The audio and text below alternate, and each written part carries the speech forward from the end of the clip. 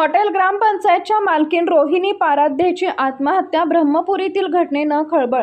मंगळवेढा तालुक्यातील ब्रह्मपुरी येथील हॉटेल ग्रामपंचायतच्या मालकीण रोहिणी निलेश पाराध्ये वय वर्ष 25 यांनी अज्ञात कारणावरून गळफास घेऊन आत्महत्या केल्याची धक्कादायक घटना घडली आहे.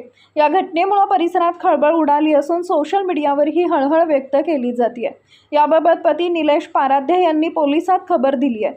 काल दुपारी 2:30च्या सुमारास हॉटेल ग्रामपंचायतच्या स्वयंपाकघरातील पत्र्याच्या लोखंडी अँगलला दोरीच्या सहाय्याने रोहिणी यांनी गळफास घेतल्याचं आढळून आले.